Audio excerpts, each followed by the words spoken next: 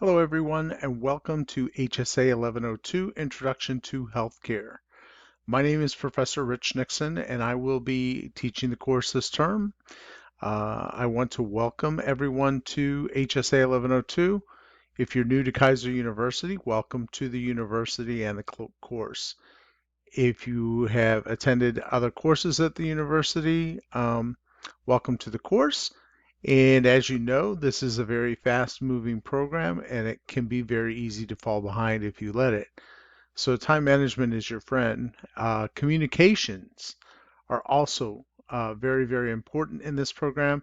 I am here to help you succeed. I am here to address any issues or problems that you may have. So if you're finding that you're having issues with the subject matter, if you're having issues with submitting in a timely manner, make sure that you're contacting me, preferably before the due date of the assignment, so that I can help out. All right, so every week I do a coursework review to help you with some of the pitfalls that students fall into with some of the assignments that we have. So it behooves you to watch these videos because it does give you hints of things to look out for. Okay, so for HSA 1102, Introduction to Healthcare, it's an overall umbrella view of what healthcare is. We're not going to get deep into the weeds about certain things, but it's going to give you a good introduction to what healthcare is for those of you who've not worked in the healthcare field. For those of you who've worked in the healthcare field, this may serve as a review.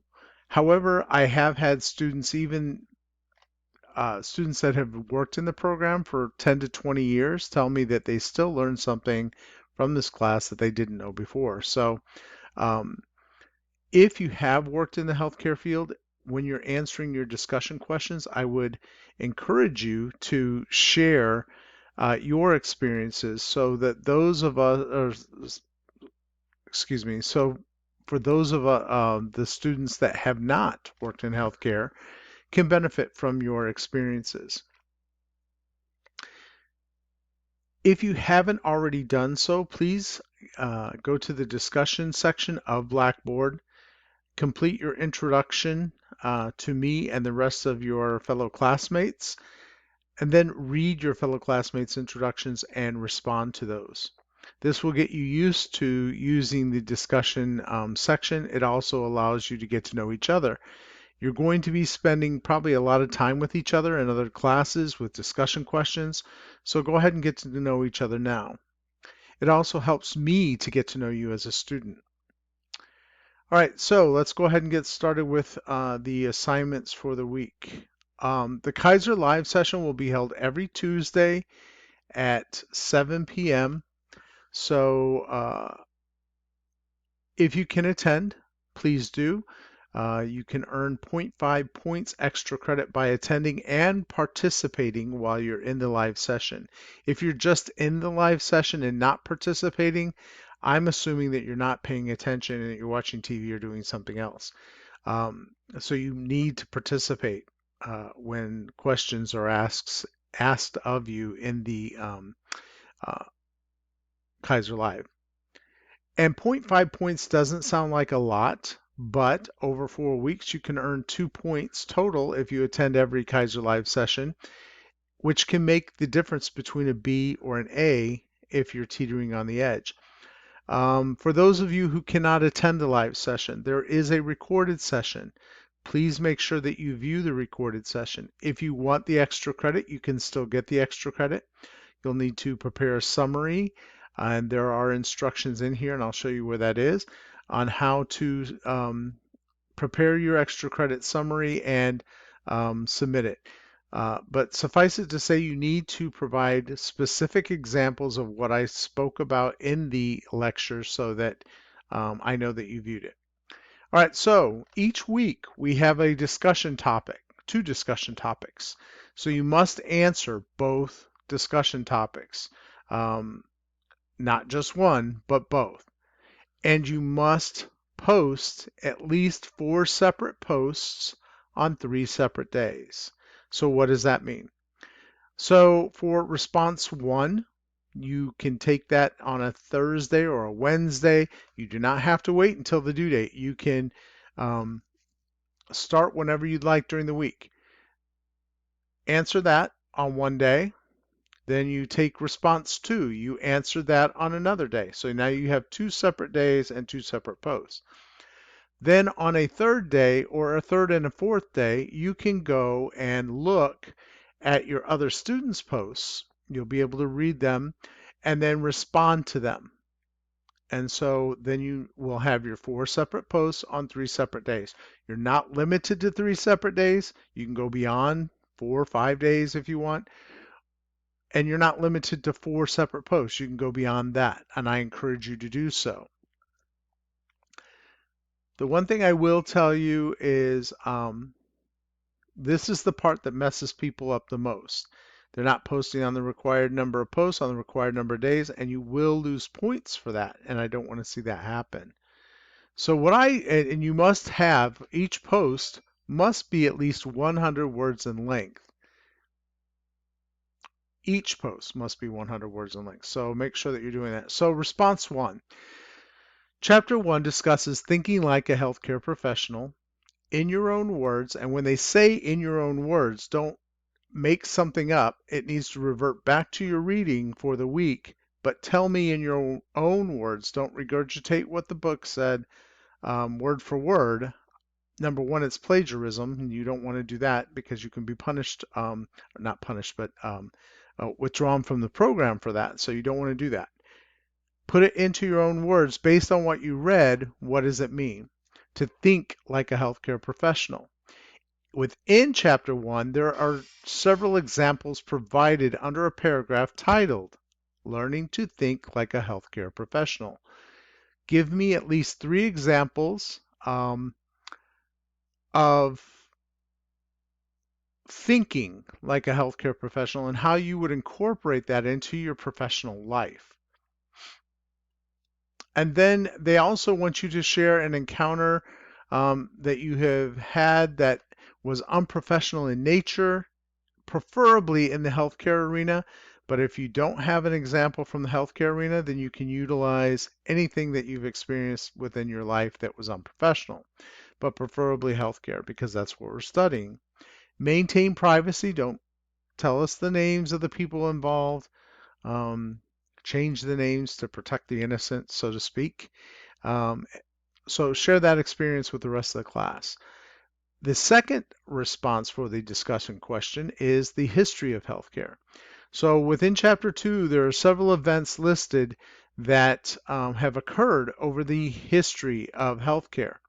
So what they want you to do here is share, tell us the 3 events that you feel were most significant to healthcare overall, and then which events do you feel are most beneficial to the patient as an individual, not healthcare overall, but to the patient. And then what are some of the current healthcare trends that you read about or that you know about? And then what are some of the challenges that we'll be facing in the healthcare arena? So if you have any questions about the topics, about how many posts you have to post, and the other thing is you must post using APA. You don't need a separate title page. You don't need a separate reference page for the discussion posts only. But what you do need is that at minimum, you should be citing and referencing your textbook to answer these questions. Again, if you're unfamiliar with APA, there's several resources in the announcements, the getting started, the program resources. There are several resources there to help you with APA. After viewing those, if you're still confused, let me know, and I will schedule a one-on-one Kaiser Live with you to explain what APA is, when we use it, how we use it. We also have a week 1 written assignment. Now, this assignment you will need to start immediately because you need to have your rough draft completed by the end of the week to submit to the online writing lab for them to review.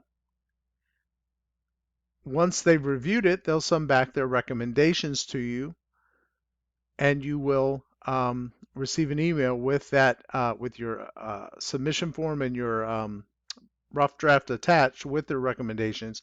You'll forward that email to me so I have it for grading, but then you'll also review the recommendations to incorporate them into your final draft, which will be due in week 2.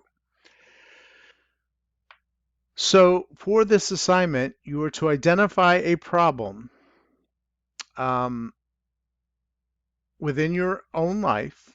It doesn't have to be healthcare related, just a personal problem that you would like to work on. And then you will apply the problem solving process that you read about. And that is to identify the problem, gather information, create alternatives, choose and act on an alternative. Now, that's a very important point. A lot of people choose an alternative, but they don't act on it. And if you don't act on it, it's just that. It's a choice, it's a plan, it's whatever, but nothing's moved forward until you act upon it. Then tell me how you're going to measure the success of the choice of your alternative. You need to have it measurable. And what time frame will you measure it? And then if it doesn't work out, how do you plan on revising that choice of alternative, or do you plan on scrapping it and choosing a totally different alternative? So again, if you have problems with this, let me know. I will give you an example real quick. If somebody has been, and I use this because this is what I went through. I was diagnosed with cancer. My problem is now I have cancer. What am I going to do? I gathered as much information from as many sources as I could about that type of cancer. I utilized my doctor. I utilized the American Cancer Association. I utilized journal articles. I utilized news articles. As much as I could gather on that. And you'll never have enough information because there's always more out there. But you also want to make sure that you're gathering information from reliable sources. Then I had to create a list of alternatives, and I worked with my doctor on this. And I created a list of alternatives. Surgery, do I want to go through oncology and have chemotherapy, radiation, all of these things. Then I chose an alternative. My choice was to have surgery. And then how was I going to, and I had the surgery, so I acted upon it. Then how was I going to measure that choice? Well, 3 months after the surgery, the doctor did a test to make sure that we had uh, removed all of the cancer and surgically. And so I was happy with that. And the oncologist wanted to go ahead and do chemotherapy and radiation, but they couldn't tell me on what, so I chose not to do that. So I didn't revise my plan. But if I go back in a year and the cancer's back, then I may have to revise that plan because it will have changed. So that's just an example. Again, if you have questions, let me know. Weekly, you'll have a quiz over the chapters you covered for that week. You will have 2 hours to complete that quiz. It's usually about 15 questions. At 2 hours, it will automatically save and submit to me. And here is where you submit the extra credit for your Kaiser Live session if you were not able to attend the live session. All right. One other thing real quick. I wanted to go over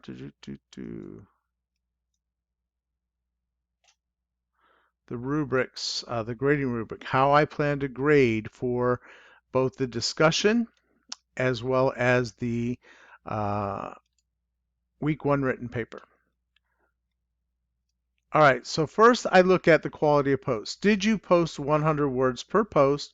Were you respectful, reflective, and thoughtful within your posts? So that's what I look at first, and you can earn up to 15 points. So make sure each post is at least 100 words. This is where people lose points. And also, if you didn't post the required number of posts on the required number of days, you'll lose points there. Relevance to the topic. Did you address the topic at hand completely? If I asked you questions, did you come back and answer my questions? If you did not, you will lose points for that. I take time to read your posts and I'm responding to them. I expect you to read mine and respond to me. And I ask these questions for reasons, to get you to think outside the box and to go back to the topic if you're off topic. Relevance, contribution to the discussion. Did you post 4 separate posts on 3 separate days? Again, you can earn up to 20 points. Spelling and grammar. I grade very heavily on spelling and grammar because number one, you're at the collegiate level, so I expect a certain level of um, grammar and spelling from you. And people do judge you on how you write and you speak. So make sure that you are completing spelling grammar checks on your work. If you're writing your discussion posts, I suggest that you write them in a Word document, conduct a spelling grammar check, making changes as you go through, copy that work, and then paste it over into the discussion thread. Again, if you have problems with that, let me know, but that will save you from losing points in this area. APA guidelines. At minimum, as I said, you should be referencing and citing your textbook at minimum to answer both topic questions because you're gaining the information from your textbook, or you should be. Okay, so that's your that's your discussion rubric. For the week 1 written assignment, and that will ultimately be due in week 2, but keep this in mind as you're writing it so that you're not losing points. Let me see if I can move this over. All right, for some reason it's not moving over. There we go. Okay, so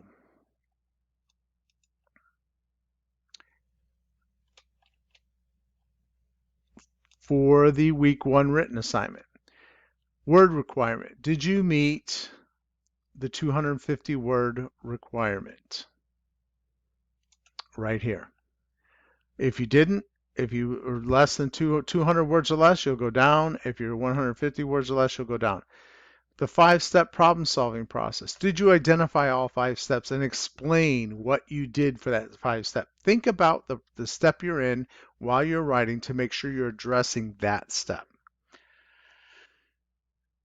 Grammar, spelling and grammar. Again, I'm going to look at spelling and grammar. Did you have 1 to 5 errors? Then you're going to lose points. If you're more than 5 errors, you're going to have 0 points. Proof of the OWL.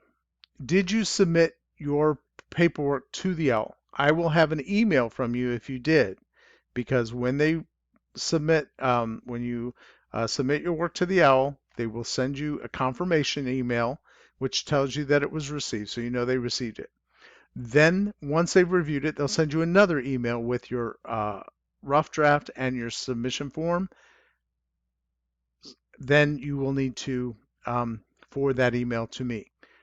So I will have that in your file, so when I grade, I know that you submitted it. But I'm also looking to see, did you review the recommendations and incorporate them into your final draft?